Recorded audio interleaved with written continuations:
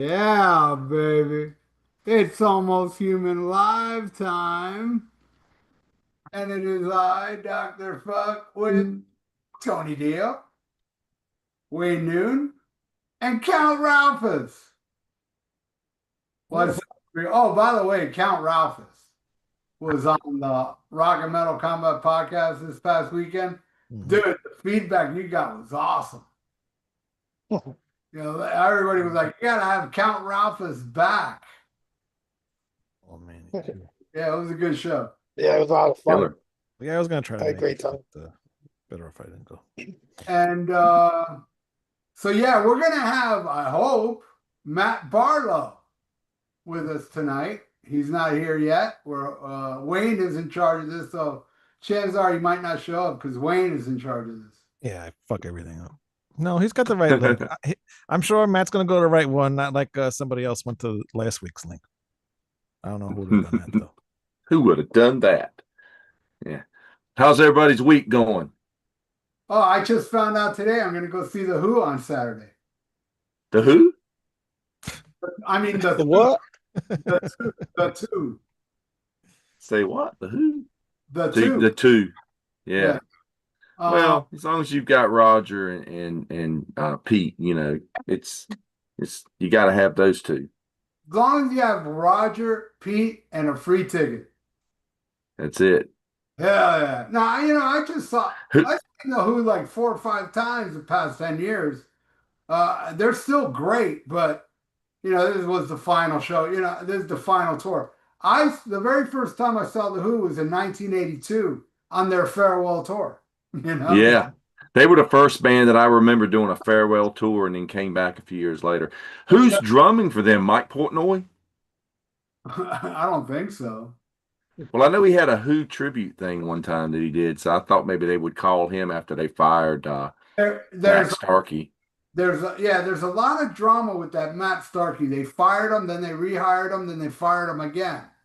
And Roger Yeah. Daltrey just came out attacking him, and dude, Yeah, I think he's gone. They should have got Kenny Jones to do it. He's still kicking. yeah, but Roger doesn't like him. He doesn't like. He seems to have a problem with drummers, man. Wow. He wouldn't like Keith Moon if he lived. Probably not. But I took a sneak peek at the set list they just played yesterday. Fuck, they're doing my favorite song, The Seeker. I've seen them do The Seeker before, but still, they open with Can't Explain. A lot of I'm One. I'm a big Who fan, so I know all these freaking songs. A lot of songs. I would love to hear some of those Face Dances songs, which they never play. They are playing them in this front, but yeah, man. My brother got free tickets, and my cousin's coming in from New York, and we're all going together. So it should be fun. I seen them like 2 years ago up at the original Woodstock place. So it was pretty cool. Like 50 something years later, they're back playing as the Who. And I seen Daltrey up there doing the Tommy in its entirety, like a couple years before that up there. So I seen them twice at the Woodstock, but they were great, 2 years ago when I seen them. I had a great time. Yeah, man. The Who is amazing. The Who is probably the only band all the way from the '60s that don't have that many albums. You figure a band that started in the '60s would have a huge discography. Where they got like 10. The Yeah, Rolling Stones don't have as many as you think they would have either, for being around that long. Like when you look at Alice Cooper's 30 fucking album discography, you know, and he hasn't been around nearly as long as those two, and he's got twice as many albums. what was the last Who studio album? It's Hard. No, it was just called The Who. It came out like 7 years ago. I liked it a lot. Was that the first one since It's Hard? No, they had a one called Endless Wire, which was good too. It wasn't bad. It wasn't great, but it was good. But the last one I thought was really good. I liked it more than It's Hard. I thought it's just called The Who. It's a self-title. And yeah, I actually listened to that album like maybe 4 months ago. It's held up, man. I think it's but they're never making no more albums. Roger Daltrey came out saying, I'm done making records because They busted their ass to make that album, and nobody cared. Nobody cares. I Right. don't care what band you are. You release a new album, nobody cares. Shame. It really is a shame. Yeah, the only time I ever saw the Who was I think it was around 95 or 6. They did a Quadrophenia tour. Entwistle was still alive because he was still in the group. And I believe Zach Starkey was drumming at that show. He's been with them for a while. That guy's an amazing drummer. Yeah. Starkey is fucking badass. It's a shame. Because that guy I thought was better at doing Keith Moon than Kenny Jones. Oh yeah, he's more like a Keith Moon style player for sure. Yeah. He's more like an octopus, Mm-hmm. Yeah. So it's He's got amazing. that. Well, Yeah. I'll find out Saturday, whoever the hell they got. I don't know. It may be a named guy. I don't know. I haven't been keeping up on who they hired for this farewell tour. But this time, come on, how can it not be a farewell tour? It's Yeah. Didn't Megadeth just announce today that they're doing a farewell tour? Yeah, that's their first one. The first one. That's the first one. Dave's got more years on him. Oh yeah, yeah. I saw Well, I saw an interview today with Dave Mustaine. It was funny as fuck. He goes, "Yeah, you know what? I love Kiss. Kiss is a great band. Destroyer is my favorite, but Gene Simmons, man, the fucking dick." Oh, what happened? He's like, "Man, we did one of those concrete forum things where they have tables, and this was before the reunion, like around '95." And somebody said, "Hey, what are you gonna get the original band together to Gene Simmons?" And then Dave Mustaine looks at Gene Simmons and goes, "Yeah, man, why don't you get the original band together?" And Gene Simmons says, "Why don't you get Metallica back together?" And he got pissed. He goes, "What? No respect for the dead? Cliff Burton died. So what? Get back together with Ron McGovney, Make yeah, it that's funny, man. And I give kudos to Gene for saying that. I love that Gene said that. That shit's hilarious. Yeah. Why don't you get Metallica? Knowing that there's no way he can, because mistake of that, Yeah. Well, the last Megadeth show, I bet Dave brings in Dave Jr. and Chris Poland and some of the maybe Marty Friedman, and they have a big jam at the end. Yeah. I we definitely, can only speculate. We can only speculate. I definitely would see Marty Friedman, but I don't know about Junior. And Chris Poland recently came out bashing on Dave, saying that Dave destroyed his career because Dave calling him a junkie and all this shit a long time ago really fucked up his career. So he's kind of got a hard on for Dave now. And plus, if Dave brings him out for the final show, what's he going to pay him? Really? Is it enough for him to say, okay? There's a lot of fuck you money you can give him where he'll say, all right, I'll play with the prick, But it ain't going to be that much money they're going to offer him. I'm going to play with the prick for that much money? Fuck that. Good. Chris Paul, my favorite Megadeth guitar player. By far, actually. Those jazzy shit he would do, but it's still metal. This is the best era. Oh yeah, those first two albums, man, can't be beat to me, man. That's the height. I know a lot of people say Rust in Peace, and Rust in Peace is like my third favorite. But man, those two with Gar, man, I'm lucky I got to see that twice. They played 2 nights down here at the Cameo Theater with Overkill taking over. Yeah, I saw that tour. Yeah. That was a badass show. I saw 2 nights. What's funny about that was the first night was a Thursday, and the second night was a Friday. So I go to the Thursday show, and I was like, how the fuck didn't they play Good Morning Black Friday? It's like stupid. And then I thought, but they'll do it tomorrow. It's Friday, They didn't. I've never seen them play that. Well, I've seen them play it with other members on the Gigantor. They played it once. But I've never seen the original do. And that's like, at that time, that was my favorite song from Peace Sells. Now it's My Last Words. That's the best fucking. That album, man, just flat out. I was listening to that album the other day, and I never liked. I'm not superstitious. I actually liked it the other day. I was like, this ain't that bad. It may be the worst song on the album, but I don't feel like lifting the needle. I think that album's amazing back to front. When it comes to Metallica versus Megadeth, I always say, first three Metallica albums can't be beaten, but I think I would put Peace Cells up there with those. I think it's as good as the first three Metallica albums. In my Definitely. I even think Killing is better than Kill 'Em All, to be honest. I can't go that far. No, I like Kill 'Em All more. But yeah, I'd put Killing over anything after Master of Puppets. I'd put it yeah. Definitely. I love Killing, man. Skull Meat, The Skin, The Chosen One. My favorite Megadeth album. I like it a little bit more than Peace Cells. Looking Down the Cross. God damn that album. Matt's still not here, so I got another story to say about that. I'm messaging Dustin about that. Yeah, he should be coming. So okay, so this was 1985. I used to catch a bus that took 90 minutes to go to my favorite record store called Open Books, which was all imports and pretty much just metal and punk. That's all they had, and weird industrial shit. So I go there, that's where I got the Merciful Fate EP, Before Melissa, Raven, Venom, all that shit. So I go there one day, in 1985, I go there and I see Megadeth.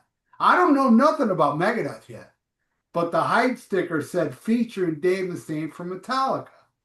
I knew Dave Mustaine. I had fucking No Light to Leather. I was very well aware of this guy getting kicked out, I forgot my wallet. So I grab the album, I go to the counter guy, I go, dude, I'll be back in like 3 hours. Just hold this for me. I did. I caught a bus back home, got my wallet, came back, paid for it, and then when I got home, it was like my first listen of Killing My Business just blew my mind. I never heard anything so technical and fast in my life. It was so precise. And it was just, and dirty too, because the production sucks. But I love shitty production, and I love that album cover. And that album cover, most people think it sucks. I'll take it over the artwork. I know most people. I think it's cool. It's the only one I've known. Love the album cover. Yeah, it's sick. And I like the sound of it too. I think I think the original sounds better than the remasters and the remixes that they've done. I don't like that remix at all. I've never even bothered with Megadeth remixes after I heard. Those other ones are terrible. I heard. I don't know where I heard this. Somebody's house or something. In My Darkest Hour had a different intro. Yeah, the acoustic. What the fuck? Yeah. And I was like, I don't want Original Combat. That's the one I got. And I got it on vinyl too. Yeah, I sold my vinyl a few years ago.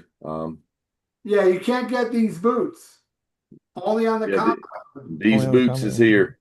That's the only way. I think the problem with the production, everybody complains about the production. I think the main thing is that they compare it to Peace Cells that has like a perfect production for that time. Everything. Yeah, I did for the longest time. Yeah. If you didn't compare it to Peace Cells, then it sounds great to me. I love it, man. Today it sounds like all the other Combat stuff at that period. Today I was listening to an album that rules so hard, but man, it's hard to say the production doesn't suck. But it doesn't matter to me. The production adds to it is Psalm 9 from Trouble. That album is so fucking perfect with its poverty production. Don't matter. It's so perfect. You know what I'm saying? Yeah. It's great record. I love these albums from Metal Blade and from Combat. Those, Megaforce, their production was a little more cleaner though. I noticed with a lot of their stuff, But anyway. Yeah. Yeah, don't bother. As long as the songs are good, I don't care, We just did a episode of Dudes Talking Metal recently. We talked about albums that we like that we think the production is bad on it, but we still like the record, and it's a great record. And I picked "Sign of the Hammer" from Manowar for one, and it's got Jack Richardson produced that album, and God, I mean, they got big names producing it, but for some reason, it just sounds like somebody threw a blanket over the speaker. No, it sounds like Hail to England. The first three albums before it sounds better. Well, it's funny because I remember seeing a post, a Facebook post, where somebody said that was the worst sounding Manowar record, and Ross the Boss chimed in and said, "No, that would be In the Glory Ride." So he doesn't like the production, but I like that, man. I like the sound In the Glory. I love the sound of that. By the way, we got to reschedule. We were going to do a Manowar episode. That's right. Yeah. With my friend from Canada, but that was the week I had to go to the hospital. So yeah, we need to do that sometime soon. Yeah, the thing is that he has to warn his boss ahead of time to take a Thursday off, and he did it for that Thursday, and I was so sorry. Imagine taking off of work to do a podcast. That's crazy. But it's Manowar, and it's almost human. And it's almost human. Yeah. So you can't blame him. By the way, I don't know if anybody saw this, but Lizzie Borden re-released Appointment with Death on vinyl, and there's 3 different vinyls. There's a gold one, this red one, and then another color. I forget what it is, but they can get it at where the hell did I get this? Shit, I don't remember where I got it. I think Boom's Overstock. Boom's, yes, thank you. Boom's Overstock. Yes. Yep, I saw it advertised. That's the last good Lizzie Borden record too. It really is. I think you post. I think you posted that the other week, and I made a comment about it. I was at the day it was released. I saw them at Jack's in Virginia, and they played that night. I got the CD autographed and stuff that night. But cool. Yeah, it's the last really good Lizzie Borden record. Yeah, and that's the first time it's released in the U.S. too. Yeah. Go ahead. I was gonna say some of that the newer stuff he's got. It's like he's trying to appeal. That'd be like White Zombie or Rob Zombie. It's it's like he's Marilyn trying Manson. to appeal I don't know. To a different audience, and which is fine. But the music all us old school guys are sitting there like play Red Rum, something, Yeah, I'm so disappointed with that last album. So disappointed.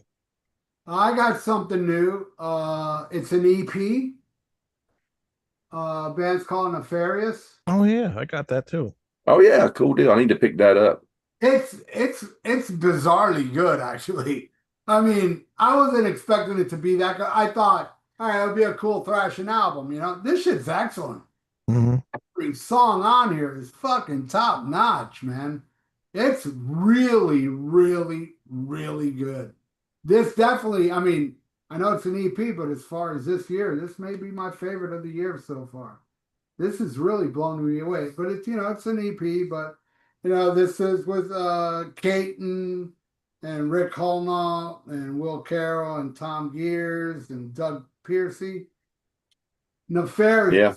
Yeah. Amazing stuff. Listen to it on YouTube and then go buy it or die. Well, go buy it if you like it. If you don't, I need to get I need to get that. I'm seeing Hyrax. Hyrax is doing a tour with Dark Angel and Sacred Right coming up next month, and I was kind of curious maybe if Caton would have them for sale at the show, possibly, and I'd just get one there and get him to sign it and stuff. But if not, I'll probably order it. It's well worth it, man. It's well worth it. That tour is coming here too. I don't know, man. I mean, I originally saw Violence was on the bill. Certain shows has got different bands on it. The one that I'm seeing has got Sacred Reich and Hyrax and Dark Angel, of course, is the headliner. And they've got that band Void that I was telling you guys about, the tech thrash band from Louisiana. They're at it on it, and maybe one or two other bands. I'm going to see it in Richmond, Virginia, on the 19th of September. Yeah, I'm not sure when. Yeah, I know it's coming my way. So Yeah, they're playing Charlotte, North Carolina the next night, but I'll be in Charlotte, but I'll be seeing Alice Cooper and Judas Priest and COC. so that's not good. Um, by the way, next week here on Almost Human Live, Steve Zetro. Yeah, that's gonna be cool. Zetro from formerly of Exodus He's gonna and do Hatred. he You announced, guys ever listen to those Hatred albums? I heard it the other day for the first time. Man, they got three, I think. I've got a couple of them, man. They kick ass, man. It sounds like old school Exodus, just heavier. Yeah. You know, and that's his sons. His sons are in that band. He was in that Mm, band, yeah. I believe. They started, Yeah, he sang. Yeah, he sang with them. Yeah, but yeah, good stuff. so he announced two shows, and both are in Florida. One's in up in Tampa at the Brass Mug, and the other one's down here at Piper's. So I'm on the guest list because I'm a big deal now, you know. And Are you is that John Bush tour coming your way? He's doing a tour where he plays just the no, Anthrax stuff. no, Yeah. I'm getting Category 7 though, not Hmm. the John Bush thing. Just the band Category 7 is playing. They're going to do a one-off. I guess I don't know. Wow. This place that we got this club here called Piper's. Man, they get everybody. Tomorrow they're gonna have Joey Belladonna.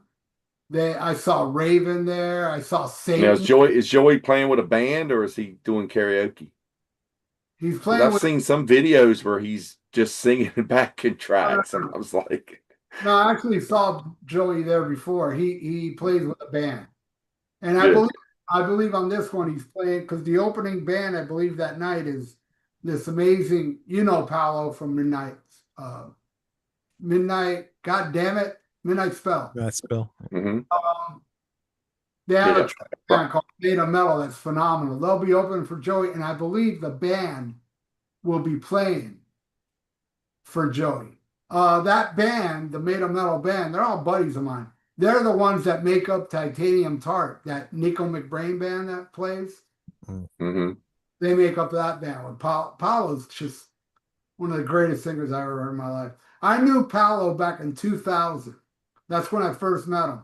I didn't know till seriously, 2012, the guy can sing. There you go. Midnight Spell. What a voice Yeah. on that. 11 years later, I saw him singing. I was like, what the fuck, dude? Why haven't you sung before with that fucking voice? You know, I mean, he hits the highest of the highs, man. He's insane. He's an insane singer. And that's a great album. Well, that's their EP. That's the demo. Yeah, I've got the CD. Yeah, I've got the CD as well as Skyfall or whatever. yeah, I Yeah. got the CD and the vinyl. But Yeah, good stuff. and now Brian's with Night Demon. Night Demon. And Yeah, they just another thing of my band members, my guitar player Ryan Taylor and my bass player Josh Gibbs, who was in Atrophy recently, they are now with Billy Milano doing a SOD tribute called United Forces. And they're playing here on Miami Beach for free. I was like, what the what? You know, I know two of the guys in the band. I would have got it in for free anyway, but wow. that's killer, man. That's Yeah. killer. I'm psyched to see that. Did he only do SOD or did he do some MOD as well? No, only SOD. MOD just is going to release an EP soon, and they played a handful of shows recently, so they're active too. So I guess Yeah, that first MOD album was great. I think Gross Misconduct is extremely underrated. What an amazing! Not a bad record, no. That first album, the first one reminds me so much of the SOD stuff. Though, But you know? it really is Speak English Part 2, you know. Just but maybe maybe a little more offensive, you know. Yeah, Yeah, maybe it's more part 2 SOD than the second SOD was, you know, the one that came out 20 years later. I would definitely put that first MOD right up there with that first SOD. keep an eye for Matt because he was here. He was here. He's coming back. All right. He was Spandexy waiting on me. before, so that's why he left. But anyway, I got this AC/DC book at Ollie's for $12. nice. I read All that. these rules, man. Yeah. Is There's now is that a Martin Popoff book? Yeah. Yep, that's a Martin book. Yeah, you're Yeah. finding Yeah, a lot they- of Martin books at Ollie's. I And found there's like another five. there's Ollie's gets another there's another book I'm looking for. It's Alice Cooper. I think it's Alice Cooper 75, and it's at Ollie's Yeah. apparently. Wow, I cool. can't find it. I gotta go to Ollie's this week. You got to get the Ollie's. And if you find another Alice Cooper one, get it for me because I can't find it here. And I got this Aerosmith box set over the weekend at a yard sale for $10. Wow. Awesome. Yeah. Box of Fire. Yeah, I know about that, but it's not a big deal. It's just I never bought it. But up to what album does it go up to? Everything up through Gems. Classics Live All right. 2. Matt's here. Yeah. Classics Live 2. But I'm missing one CD from it. If anybody has number 8, I need it. Which album is it? So I think it's the greatest hits, the one with the red cover. Oh, okay. Yeah. I don't have that one on. You don't need that if you have all the other ones. I You don't- actually think. Well, it it's has got a couple of songs on it, like "Come Together" is on it. It's not to on anything complete else. that box set. I need it. I have it. I don't remember that being on there. Hey, Yeah, there you can it is. find it. There You it can is. find it somewhere. There's Matt. How you doing, Matt? What's up, gentlemen? Good to How you have doing, man? going on. Thanks for joining us. Yeah, man. Yeah, I guess something must have happened with our signals before. I was sitting in the waiting room for about 10 minutes, so I just I hopped off. I was keeping. Yeah, we got it. We got it figured out. All right, Yeah. right on. So how you been, man? What you got? What you got coming to us now? Well, got a new record, man. Just dropped on the 8th. So yeah, there's that. That's Ashes to Art. Ashes to Aries. Yep. Hold on. I'm trying to get the thing here. My mouse died. New Messiah. The album New Messiah. Ashes of Aries on Roar Records. Correct. It's Yeah. it's New Messiahs, by the way. Oh, they put New Messiah in the thing. Yeah, so New Messiahs makes it sound even a little, little more questionable, right? Because Right. really, there should only be one Messiah, right? Right. Right. Exactly.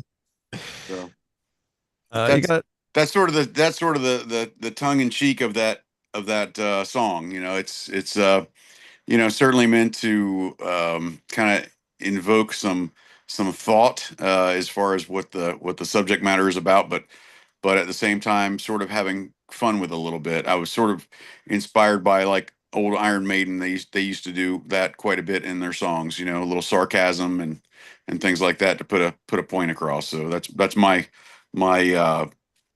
my little ode to them, I guess. right. That was my favorite song on the album. I love how it kicks off the album with that pounding speed metal, and just a great way to start the album off. That was a really cool song. Oh man, appreciate it. Yeah, and you've got a lot of guest people on here. You have Todd Latorre's on here as well, but he's not singing. He's actually playing drums. Correct. Yeah. Killer drummer. Yeah, he is a killer drummer, man. That's something, some people don't know that. That's how he got into the metal business, was drumming. And so just by happenstance, everybody found out that he's also an amazing singer. So yeah, multi-talented dude. Yeah. Now, how'd you get to work with him on the album? Well, we're friends, man. So we've hung out quite a bit. I've been, I was honored one time to do some, guest performance on stage with Queensryche, man. That's, like a kind of long time, fantasy, man. Cause I remember, I remember the summer of '88, just fucking playing Operation Mindcrime over and over and over again, Right.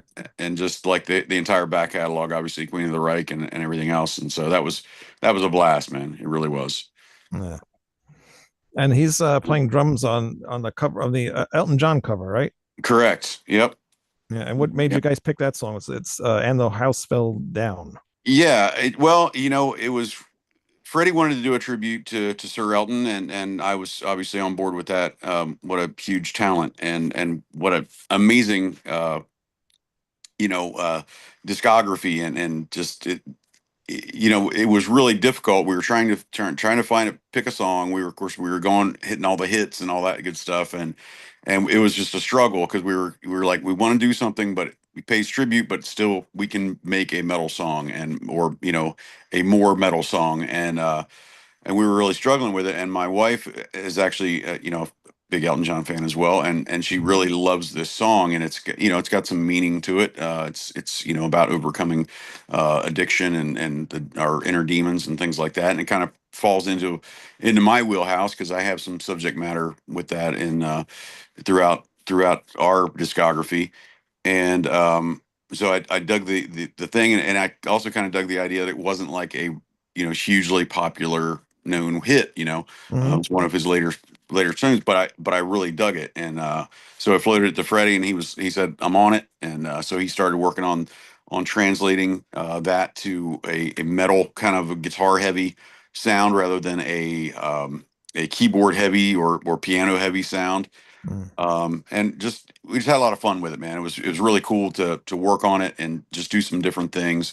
I played around with the vocals a little bit to kind of get a grittier sound and you know, a bluesier sound, you know, and just we just had fun with it, man. We just had a good time. Very cool. Very cool. All right, Is somebody else says, Roar a newer label just came out? No, That's first I heard of it. yeah, Rock of Angels. We've been on them for the last three records, but now they've also they are Oh, they subs- just I'm sorry, they yeah. shortened the initials to Roar. I got you now. I Yeah, got you. yeah. So, I'm, but now they've also partnered with and are a subsidiary of Reigning Phoenix Records, which is also a German label. So now they're, you know, multinational label.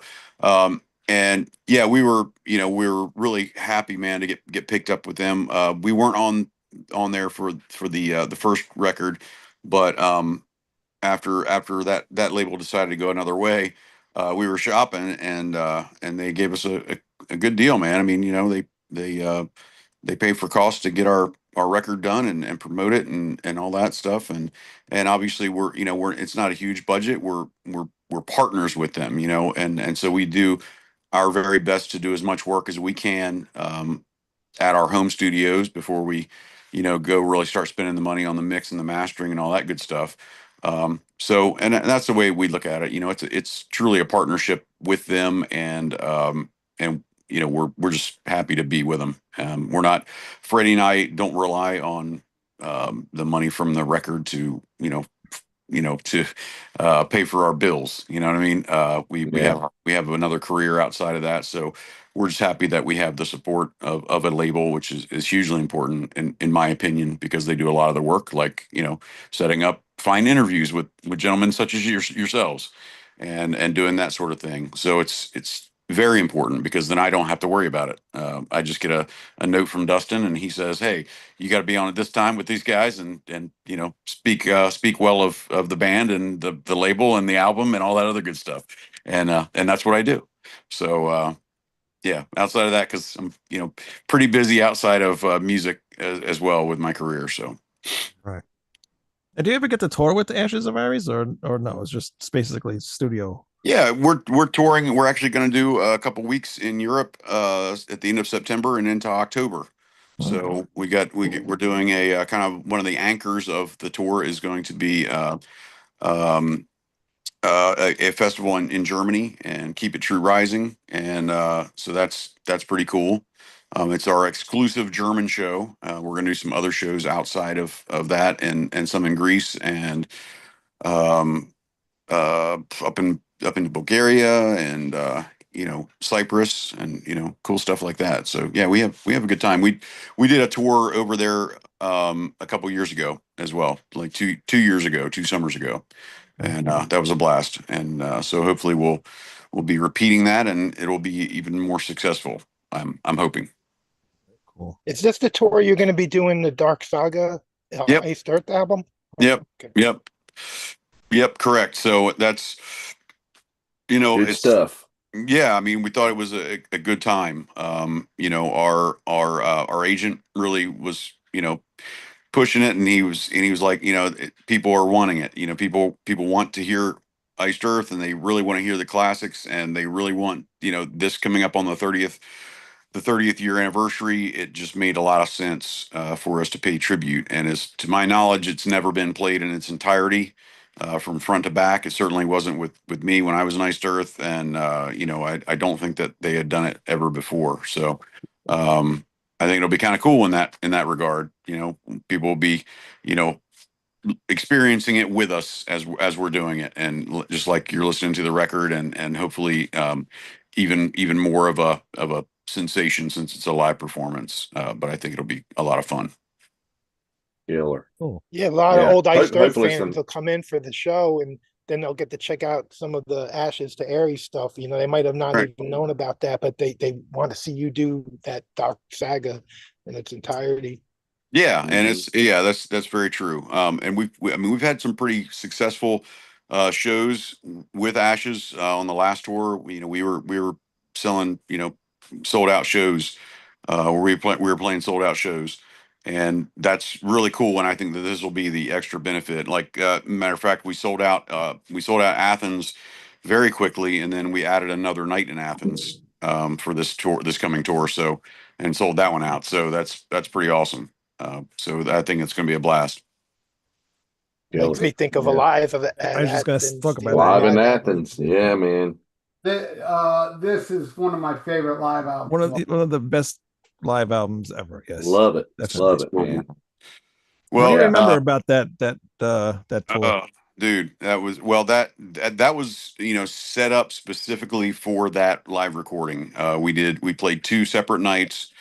We did varying sets. Some of the ones we did, some of the songs we did twice, especially like the real. I think we did um, like Watching Over Me and I Died for You, and I think we did each of the like those kind of songs. Melancholy we did each night, but then the rest of it was a completely different set each night. So it was like I mean, you've heard the record, man, so you know how many songs are on there, right? Mm. So that was a lot of work getting ready for that. At that point, we had done most of those songs live. I think there were only a few that we threw in there that we hadn't done live together as a band. Because we did a lot when we did uh, Days of Purgatory. Because we redid all those vocals on like a lot of the classic tracks and stuff. So we kind of had those already in the repertoire, and we had toured on that record and all that on that the re-release, I guess you would say, of those songs. So we had a lot of that in our repertoire, but it was just a lot, because you're practicing for two entirely different shows, minus the those songs that we did a couple times, but it was a lot of work pre the show, and then I obviously after, there was like a lot of going in there and hearing the mix and all that stuff, and in the studio, and that was pretty cool. Jim Morris did a hell of a job, man. He was the engineer at the live show, and then he was also the engineer and producer for the record. So it's kind of cool. He was hands on the entire time with it. And it was just really wild. I mean, it was shocking how it was like, for me it was a revelation, because during that show, or during those shows, I had no in-ear monitors or anything, and it was like pre in-ear monitor for me. However, afterwards I decided it's time to figure out how to work with in-ear monitors, because the crowd was so absolutely loud. They were blowing me off the stage, they were destroying any kind of sense of me being able to hear out of my monitors. I mean, so I was going muscle memory for most of it, and I guess it worked out okay. So but it was just crazy. It was really, really crazy, man. It was so loud, so loud. 31 songs on the triple The triple, CD. yeah. So yeah, that was a lot of stuff you guys did over a few days. I don't know if you did any more that didn't make the cut to the album, but yeah, 31 songs is quite a few. No, I think I think everything was on the triple record. I mean, we obviously we did the double record, and so some of those songs didn't make it, and then the triple, was the like the bonus stuff. Hmm. Yeah, I think Yeah. this vinyl version goes for a lot of money now. I'm sure it does. All those original Century Media records do. Yeah. Yeah. I remember I had a bootleg video of the television special of the making of Live in Athens, where it showed some live footage, but it showed the interviews with you guys behind the scenes with the, Right. and then of course it finally got released. The whole show came out on DVD Yeah. eventually, which I was glad to see. I remember John saying something in the interview about it, not that was never supposed to come out or something. That I Yeah. don't think he was happy with it, but I loved it, man. I thought it was great. Yeah, it was very bootleggy, you know what I mean? Because they didn't really put a lot of value in the production of it. At the time, Century Media was like, they still really weren't convinced. They it's weird. I think Ice Earth had a very weird relationship with Century Media for a long time, and they were never like really fully convinced of like the potential for it. I think they were after it came out, and of course one of the reasons that everything looked like the reason that artwork looks so good and the formatting and all that other good stuff is because John's hands are all over that. He is very skilled at creating that. That's not that's not a Century Media thing. That's a John thing. And so every record that he's ever been a part of, he's had his hands in the the physical look of everything, the art, the everything, the way that it's laid out. So that's, you got to give that credit, and that Yeah. that packaging, the whole package, it goes to his credit. That's Yeah. not the record label doing it. That's all him. So Yeah. I mean, Yeah. You guys always had great looking product always, and always yep, good album covers and stuff. Yeah. yep. How did you hook up with John in the first place? Well, I was playing in a band with my brother down in Bradenton. I lived down there in Florida, and we moved down there to be in a band. He was a big death metal fan. I was more, we were sort of in a band that was more thrash metal, Bay Area thrash kind of sound. And we were working out in a storage facility, which every band in Florida does, or I don't know if they still do or not, but they certainly did in my time. So we're in a storage facility, and there's like 5, 6, 7 bands in there playing and all that, and it was just, a regular thing, and so there was a guy that I knew that played in one of the other bands, and his name is Rodney Beasley. And if you know that name, it's because he's the drummer that performed with Iced Earth on Burnt Offerings. So Rodney came in to take the place of the prior drummer after he and John Greeley had left Iced Earth. So Rodney was working out with them, and I knew Rodney from this other band, and it just so happened they were looking for a singer, and Rodney says, "Hey, I remember this guy, this guy that I was in a band, a couple doors down from our storage place," and he tells John about me, and John said, "Well, I guess go see if he wants to audition." So Rodney came down. Me and my brother's band were playing a gig in Bradenton, and so he approached me, and I said, he said, you want to come out, try out. And at that point, I really hadn't heard of Iced Earth. I know that's kind of a weird thing, but that was, I think it was still underground at the time. a little bit. Yeah. They Yeah. were definitely, definitely popping in Europe, doing a really big thing Yeah. here. And, but I wasn't really that familiar with them. But I went up to Tampa. That's where they were based out of, and I auditioned, and it was like I don't know, it felt like a 6 month audition. You know what I mean? Like I'd go there and hang out, and I'd sing some stuff. John would give me some homework to do on these other things. I think the main thing was because he had gone through two singers, he wanted to make sure that I was a guy that could hang, Right. and be a partner and do things. And of course, then I was rocking the long hair, and I had the long red hair, so I kind of had the look going on. So I think he liked that. That was a cool thing. And and I had some skills. I mean, I think my skills have developed since then, but you know, I did have some skills, and it was just a long process until I finally, you know, he gave me blessing and I had the gig. But you know, at that point we were working, or he was working on stuff for Burn Offerings, and fighting with the record label Century Media again, and you know, doing it was just kind of like a dark time, and that a lot of that kind of ends up being, it was just like a kind of like a struggle. Like that whole record was a bit of a struggle. I think it lent itself to kind of the dark tones of the record for sure, and that angst that was definitely there. But you know, it was like a night and day difference after Burn Offerings. We had done some touring on that, and you know, John had been introduced to the character of Spawn through kind of a funny thing through me. Um, I I I like comics, and I like, you know, action figures and shit like that, and so I actually had I'd gone and got the guys like action figures for Christmas. You know, it was like we were celebrating Christmas, and I got John Batman because I knew he was a huge Batman fan. So I got him a Batman, and then I got some of the other guys, the Spawn characters and stuff. And we're sitting around and we're opening gifts and things like that. And John's like, "What the fuck is that, man?" I said, "Well, it's Spawn, you know, and it's kind of cool because it's character and it comes with a comic and all this other stuff." So he was intrigued by that, and that's sort of how he got interested in Spawn. And you know, one thing leads to another.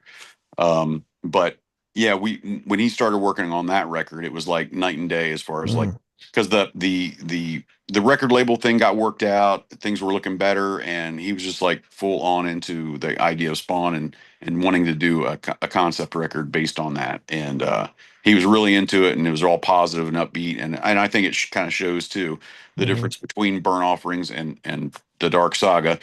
And I know that there's like a lot of diehard Burn Offerings fans, and I get it. I get the angst and the darkness, and you know, it's very broody and all that. But you know, for me, Dark Saga was definitely a kind of a new chance and kind of a new breath for the band, and I think it shows as well. You know, a lot of the songs are just extremely hooky. There's just all kinds of hooks throughout the record, and I think that people really related to it. Certainly in the live show setting. I mean, you know, we got people singing the choruses and you know the guitar parts and you know everything else in between, and it's cool shit. So Yeah, I love Dark Saga, but I'm one of those people that yeah, and I get it, man. I totally get it. But you got to admit that there's like a night and day difference between the two. You oh, know? they do sound different. Yeah. But how long did it take to write Dante's Inferno? That song to me is a masterpiece, but it doesn't sound like it was written overnight. No, I don't think it was, man. But I don't know 100%. I'm sure it took John a while to create that. But you know, it was definitely for me. It was definitely seems like it was a very daunting thing from what I can even remember back then. It was a very daunting thing in the studio, like just you know trudging through each part and you know just having a different feel for each one. So um, I can't recall 100% how that, like I said, it was a whirlwind for me. It was my first studio record. You know, it was like it was a big deal, but it was like so much shit coming at me at once, and I don't remember all of it so well. So basically, when you went in to do Burn Offerings, a lot of that material was already written. Yeah, a lot of it was, or it was definitely getting that way, you know. And then I was able to contribute some lyrics, which was cool. You know, that was definitely a cool thing for me. I think I did two other songs, Creator Failure and Diary, um, from that record. And then John had done all the other stuff. Um, so yeah, but yeah, Dante's Inferno is that's definitely you know one that's you know very much a John thing. And you know throughout the record, I think like Randy and Dave had contributions musically to certain songs as well throughout. And I'm pretty sure like all the songs I think are broken down like you know Schaefer, Shawver, and Abel and Barlow and all that good stuff on the record. I like how your love for comic books continues on today with the new album From Hell he rides, you sub out like Spawn for Ghost Rider in the video, and I thought it was a great video. Yeah, it was cool, man. I mean, I really liked the way it turned out, and I'm really happy that we kind of pointed the folks at the company there to create that, and it was really cool. I think it turned out really well, and and hopefully the folks at that that own the rights to Ghost Rider understand it's a tribute, complete tribute to them, and we weren't trying to like infringe upon any trademarks or anything like that. We're just trying to tribute things that are really important, I think, to in our lives and the lives of a couple aging metalheads. You probably won't have to Yeah. worry about it unless the album goes gold or something. Then all of a sudden they'll Yeah, start. and it is what it is. Yeah, and Yeah. I'm sure they'll get whatever they would need. But yeah, I guarantee we're small fish in a big pond. So yeah. Very I, cool. I saw where in the chat here, Metal John vlog says Ashes to Aries keeps Iced Earth's traditional epic metal sound, but added their own twist. I gotta agree, you Mhm. do, man. It carries on that tradition because you'll always be the voice of Iced Earth to me. I mean, the other singers are great; everybody did a great job, but you'll always be the voice that I know because from those albums, man, just the best ones to me out of the whole lot.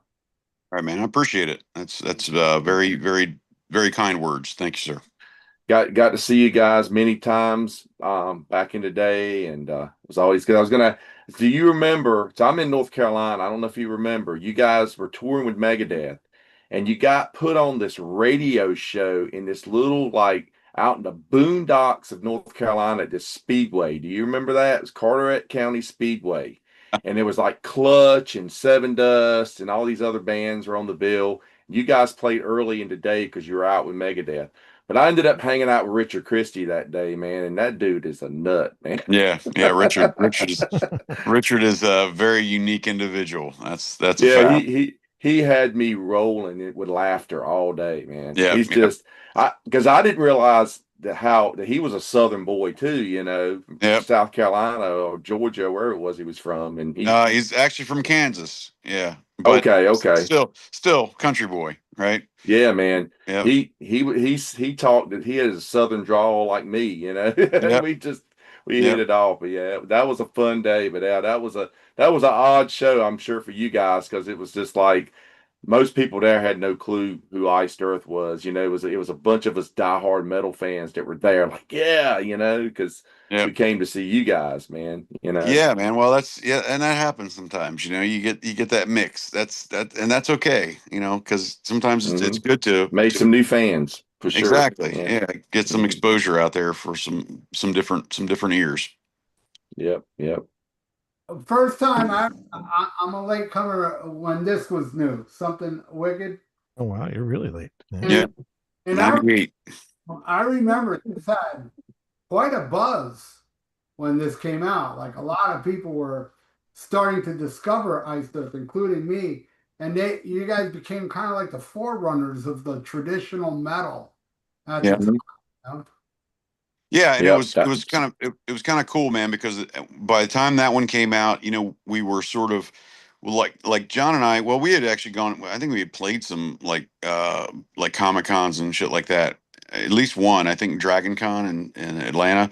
And we were touring around. We were, going and selling our stuff, the Dark Saga, and I think at that point by that point we had Days of Purgatory, and we were going to the comic conventions and we were selling stuff, vinyl and all that, and we were kind of doing it, grassroots style, and reaching out to kind of other people and other genres and things like that, or other types of media, and you know John was, it just shows you, he's very much involved, like I said, with everything.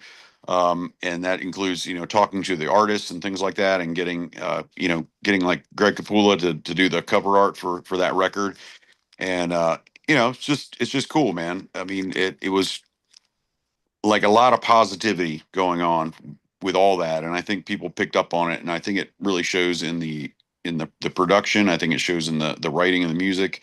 And that is I think that record is a natural continuation from the Dark Saga. And it was, when John started then getting into creating his own character, Set Abomine, and introducing that character and so on and so forth. So, he's definitely in that kind of that cross media kind of a thing, with the art, with the comic art and everything else, and kind of crossing those genres, together, and I think did a pretty darn good job of it. And if maybe if the band was even bigger at that time, maybe it would have helped propel that even more. I don't know, but we were definitely doing some grassroots stuff, including getting out there and touring in the U.S. and all that. We had at that point in '98 we had moved up to Indiana, and we're like touring from there. So we were doing like a lot of stuff in Chicago, and Midwest, through Ohio and all that stuff, and really kind of doing it old school, van, or pulling a well, it was either the van or the Winnebago. I can't remember, but we were doing like a lot of that kind of stuff. We had like one, maybe two crew members. Um, Probably more like I think we had, front of house and tour manager were together, kind of a thing. And so it was just, we were humping it, man. The difference between touring in the US was like, we were humping all of our own shit and doing all that, and then going over to Europe, and it was a completely different world. We were getting paid enough to have uh roadies and techs and all that other shit, and it's just like completely different worlds. But that's the nature of it. Welcome to America. It's still Yeah. it's still that way, you know. Yeah. Yeah.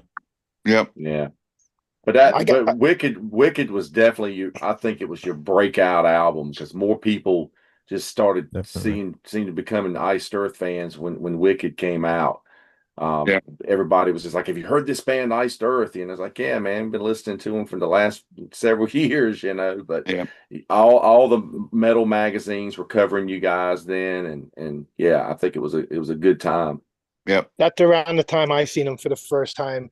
They played March 12th, 1999 at the March Metal Meltdown in Asbury Park, New Jersey. It was a 3-day fest and 100 bands, but they got to play the big stage. There was like 3 different stages, and Iced Earth at that point was already like up to being playing on the big stage. And I never forget how great these guys were. You had that long red hair, and I was wondering, like, you've been in law enforcement for so long now, like you got to either be close to retirement, or you could already retired or eligible to be retired if you wanted to. Yep. But I was wondering, when you do retire, you're going to let your hair grow back? No, man, You I miss don't it? think that. No? Yeah, no, I don't think so. I don't think it would grow back the same way. You know what I mean?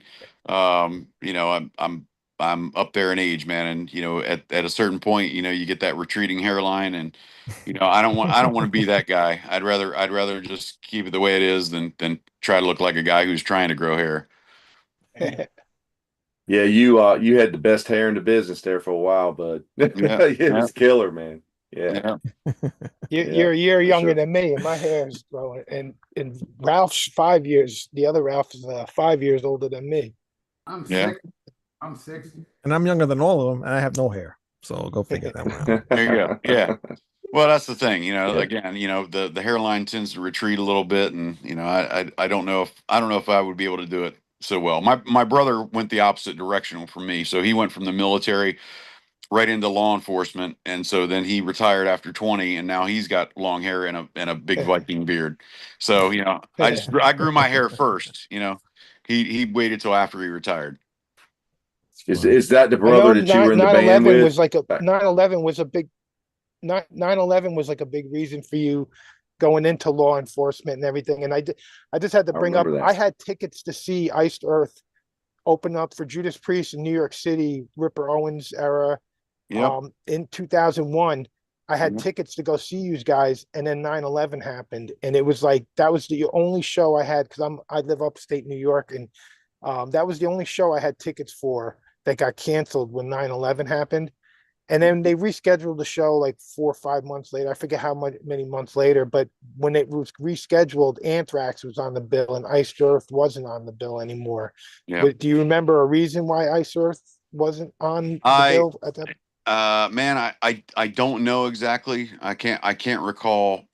Just something with the scheduling, I guess. But yeah, that was a crazy day, man, because we were actually we were starting out from Indiana, getting ready to travel to California to meet up with Judas Priest to start the tour on 9/11. I had my shit packed up and saying goodbye to my wife, and the bus was going to be picking me and a couple of the guys up, and I get up and I'm looking at the TV, man, and the towers are smoking, and it was just very surreal. So before we left, we left after the towers had fallen and all that, and just crying. Me and my wife were just absolute a wreck, and then I had to leave because at that point, the tour was still going. We didn't know what ramifications this all was. So I think we got all the way to like Oklahoma or something like that before I actually have I still have a paper from, I think it was the Oklahoma Tribune or something like that, with nine with the pictures of the planes hitting the towers and stuff. And so it was just crazy. It was very, very surreal, that whole thing. So we were essentially driving for 2 days heading west before they said that everything is shut down, and the tour is going to have to be canceled.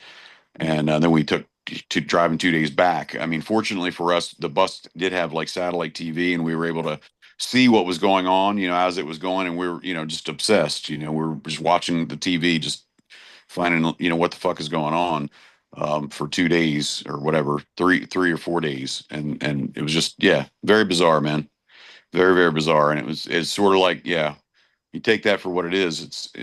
It's kind of a sign, a little, I think a lot of people were affected, obviously, by that day. Obviously the people, the victims of that, horrific day. And but I think as a nation we were changed, and I think a lot of people just started reevaluating, myself, certainly being one of them.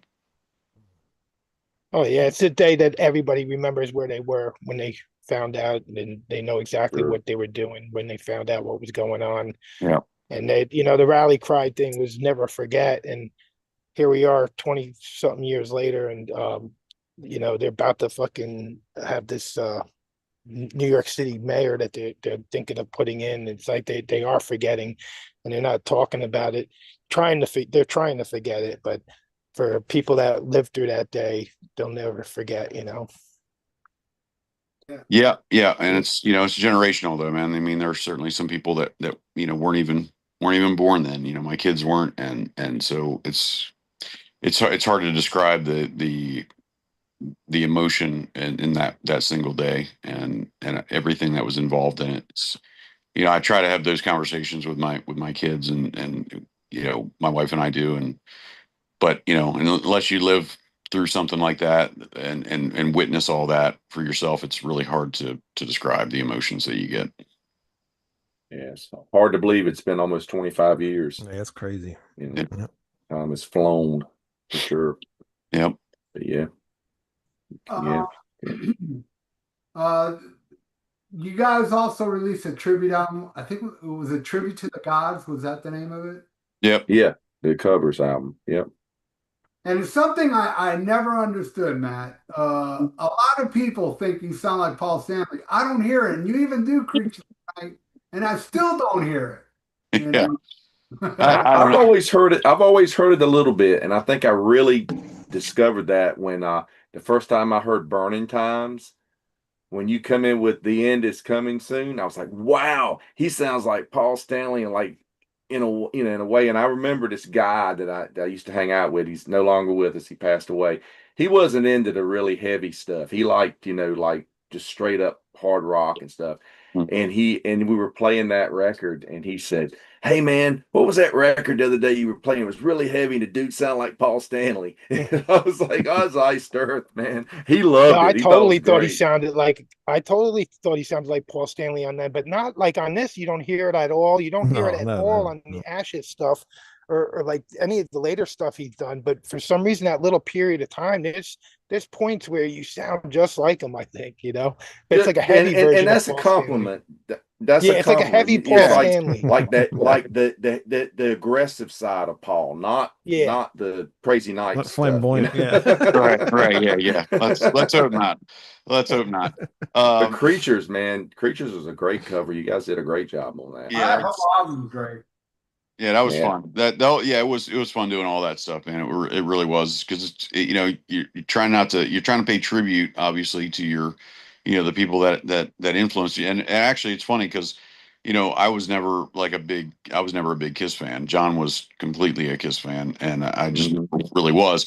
I still take it as a compliment when people say I sound like Paul Stanley. I'm fine. I'm absolutely fine with that because I think the guy's extremely talented. So obviously, that's going to be a big. Big pat on the back for me, right? But so it doesn't, yeah, it doesn't bother me at all. I think probably one of the things, I can be nasally in certain areas, and maybe that's it. He's got a little bit. It's kind of like the same, uh, that same makeup that I have up here. Maybe that gets that resonation going on. I don't know, but whatever it is, man, it's all good. Well, how about what was the bands that got you into music? You were reading my mind. I was just going to ask him the same question. All right, go ahead. Yeah. So it's funny because I was really inspired by like a lot of stuff, man. Throughout my life. When I was a kid, I was inspired by my dad's like 45s. He had a whole collection of 45s that he had when he was a young man or a kid, and everything from Elvis Presley to Carl Perkins, Fats Domino. Just anything, and so I always loved spinning the records and listening to those songs, um and I even remember back like driving in the car with my mom when I was a real little kid and listening to the Carpenters and singing I'm on top of the world looking down on creation, you know what I mean. So I've always really liked music and I like singing, and I got um into chorus when I was in school and all that, and probably metal is probably my oldest brother's fault. And he brought he brought that home. He brought the hard rock and heavy metal home, and then I just kind of got hooked to it, and just kind of the rest is history. But like the bands that really got me, I think probably during my formative years, my young teen into later teen years, I was definitely heavy into the Bay Area thrash stuff, man. Everything from Metallica, Testament, Forbidden, just all that stuff. Just that was my jams, and that's really what kind of got me going as far as that's concerned. And I listened to What about Overkill? I hear a little tiny bit of Overkill like influence yeah, man, on your vocals on this. yeah, for sure. Tiny bit. Definitely dug Overkill, for sure. And yeah, they're kind of they fall in that same East Coast West Coast, but um, yeah, I mean I definitely listened to Overkill, I definitely listened to Anthrax and all that. I was definitely seemed like I was more drawn to the Bay Area stuff, a little bit more, but still loved it, man. I mean it was all good, you know what I mean. That was the stuff that we all listened to. And I certainly listened to, I had friends that were a little bit more into the progressive metal stuff, and they got me into that. And I really really liked Fate's Warning, and even though John Arch has an amazing voice, he does shit Oh with yeah. words that I can't even imagine doing. But I still really such an admiration for what he did that I really loved. And yeah, so I mean just that time period, man. Anything from 82 to you know 88. It was like that was the time period for me. Yeah. Right. And that- Megadeth announced today that it's going to be their final album next year. You a Megadeth fan? Yeah, I like Megadeth, man. I mean, you're probably gonna say, it's always the Megadeth or Metallica thing, but Yeah. it's probably gonna be Metallica for me. Yeah. But that's just my thing, Mm. I was always more of a James Hetfield vocal fan than a Yeah, Dave Mustaine vocal fan. I don't think Dave's really known for the vocals. He's not, but he did write some killer Oh yeah, tunes, man, and some killer riffs. So definitely. yeah, yeah. If he We're had gonna have gone, Zetro from Exodus next week, so you should come back next week for Zetro with Exodus. We'll be an extra guest nice, panelist. nice. All right, now, this one right here, I don't know, man. It may be my favorite. Is Yeah, I was gonna bring that up, man, because this album to me, the horror buffs. Yeah, it's the pinnacle right here. And like the whole monster theme, was this just a John Schaefer thing, or were you also into the horror movies? No, I think it was an idea that we were kicking around, and I think after it was done, John was like, I don't know if we should have done that or not.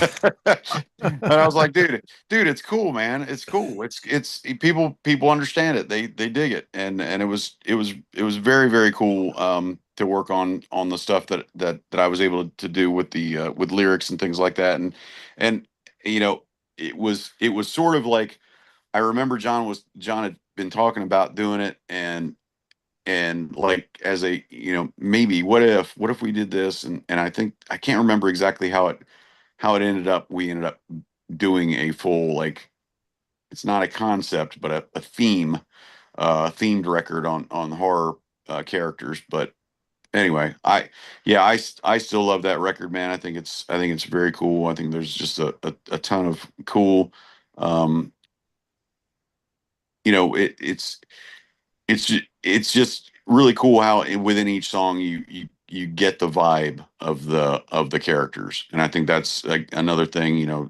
I think that John has a special talent where that's concerned, of really kind of capturing the vibe of the character in the music, and that's pretty important.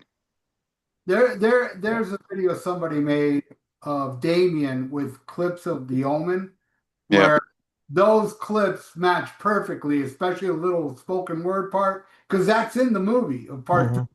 Yeah. Damien Yep. is doing all that stuff, and it just matched so well. I mean, that song, if you listen to it and you know the movie, it captures it perfectly. Yep. Yep. Agreed. Amazing, amazing song. yeah. I always loved the booklet with all the artwork for each song. They did a drawing, a painting for each Yep. song. Yeah, just Yeah, and again, that's just that's John all over that. I mean, he was hands on with that, talking to the artists, getting sketches, getting final works. He's 100% into it, man. If you Amazing. were to do a horror show part 2, would you do a song about Art the Clown? Yeah, I don't know. I mean, the I don't know the modern. I mean, there's definitely some cool modern. As a matter of fact, I want to see that movie Weapons, man. A friend of I mine heard a lot about that. said he Mhm. went and took his kids. He said it was the most brutal. I was like, dude, really? You're gonna take your kids? But apparently they're just into it. So yeah, he said it's a really really good movie. He said he'd go back and watch it again in the theater. So that's something. Cool. Yeah, I want to check that one out Yeah. for sure. When you were out of Iced Earth, did you keep up with the band and all the different singers that were coming in and out of there, or you just kind of like doing your own thing?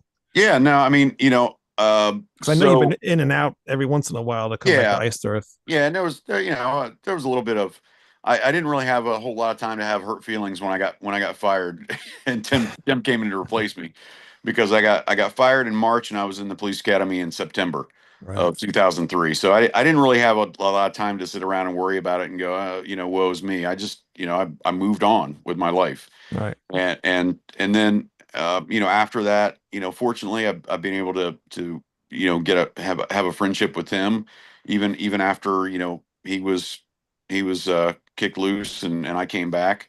Mm. You know, shit happens, man. And I think, sometimes things happen for a reason, and that it is what it is.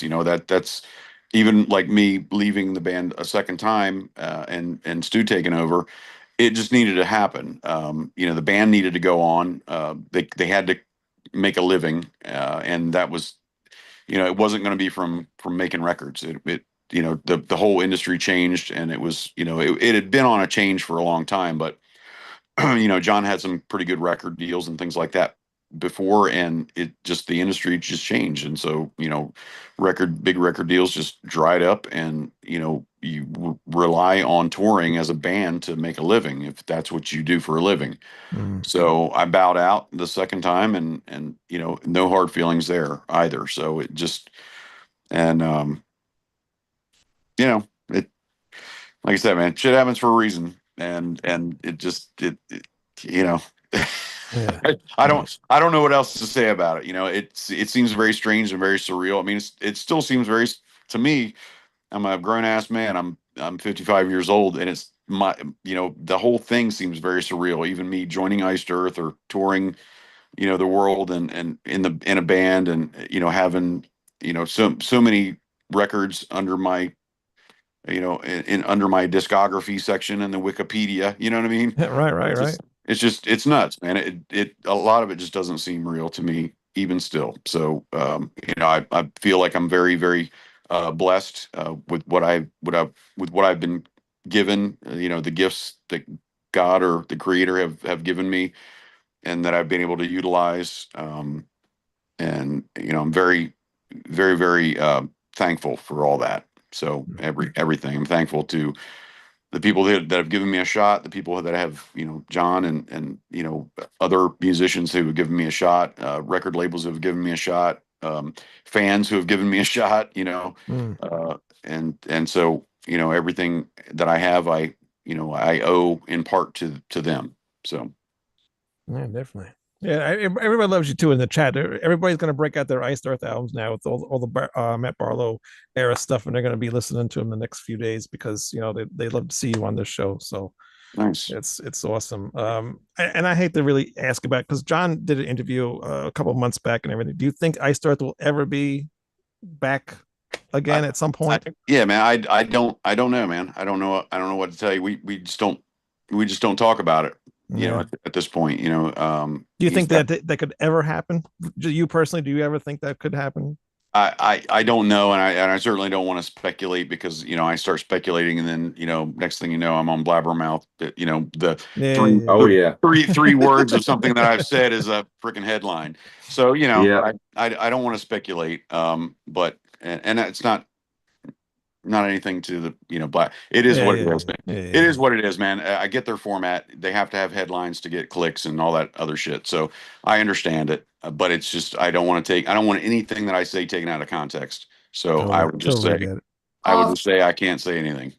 Also, your mindset probably is not thinking of that, but you should also say never. Yeah. That's Well, the best comeback. Yeah, that's the best answer. Never say never. I'm just gonna never say anything until something happens. Yeah. Even a headline like Matt asked if he would join I third. He said never say never. That would be the click. You got it. That's why. For sure. That's why I'm not For saying sure. it. Yeah. You got to pick your words properly, or you'll be Yeah. Even if they never come back, instant news. Even if it never comes back, we have Ashes of Aries and Matt's singing in that, and you got Freddie as well on guitar, and they're awesome. And they'll everybody do some needs to go Iced check Earth that out. material. Yeah. So there you go. Yeah. Right. And they're doing the whole Dark Saga album. So Yeah. in 5 years from now, ask them again if Iced Earth will get back, and then maybe some of the smoke is cleared from all the bullshit, and it might be more of a time for something like that. But Matt, what you're doing now is pretty much in the same realm. Yeah. Mm-hmm. Sure. Kind of a little more pumped up, but still in the same realm as Iced Earth. So hey, man, just go see that instead. Certainly. Yeah, man. I hope you guys can tour over here and do the Dark Saga. That'd be great to see, man. Really would be. Yeah, that would be cool, man. We don't have any plans at the moment. You know, like with anything else, it's money, man. And Oh yeah. without local promoters helping get shows set up and all that other good stuff, it's something that we can't do. Freddie and I can't do that ourselves, man. We've got other careers, and we just can't. Like I said before, that's one of the cool things about having a record label, being able to set up these interviews and things like that with you guys, and all this stuff. It's just outside of that, it's a lot of work, man. It's a lot of work and Yeah. and money to do all that kind of stuff. So, but we'll see. Yeah. I Yeah, will. well, maybe some of the European stuff like Keep It True or something will get filmed and we can at least enjoy it on YouTube. So we can Yeah, get to see some of it, I'm sure there'll be something, man. I'm sure there will be something. Yeah. Before we end, we got anything else in the peanut gallery, Wayne? No, Anybody? just everybody just talking general stuff. No real questions. Somebody want to know if you ever pulled over a fan. Uh, no, I have not. I have not. So, I have had contact with certain individuals that then their friends said, "Hey, do you know who that guy is?" And that sort of thing. But no, Yeah, where exactly do you work in the law enforcement? At what state? in Delaware. Okay, because it'd be cool if it was in Florida and you pulled me over. That'd be awesome. Yeah, yeah. No, So if you're in Delaware, people always have an Iced Earth or Ashes to RE CD in your car ready to go. If you get pulled over. Yeah, play it and speed. Can't No say one that. tried to get a selfie with you as they were getting handcuffed. no, never happened. Well, that's good. Wow. That means there's some good metal fans out there. They're abiding Yep. the law. Oh, 100%. Yeah, Yep. that's the All way to right. be. Well, before we end this, Matt, if you can just plug it one more time, and I will put a link below this when we're done, where you can order his new CD. Okay. If you want to give a little plug there again. Yeah. Please, by all means, pick up our new CD, Ashes of Aries. And the new CD is called New Messiahs with an S on the end. Right It's, on. Or it's, records. it's available everywhere. Very cool. Awesome. Well, it's available everywhere that Amazon delivers, I think, at least. Yeah, I'm that's pretty sure. it. Pretty sure it's on Amazon. That's everywhere. Yeah, pretty much everywhere. Yep. Right on, Matt. I can't thank you enough because we are all fans of yours. Yeah, huge Thank you, fan. man. Yeah, man. It was a pleasure being on with you, gentlemen. Happy to come back anytime. Very All right. cool. Thank you Next very much. release, we want you back when you release something else. All right, we'll do. And we'll be on time this next time. Hey, man, shit happens. Yeah. Won't get links screwed up. There we go. All right, everybody. Well, thanks everybody for watching. Thank you again, Matt, for tuning in, for joining us, and thanks everybody for watching the Schmack 'em a Gob.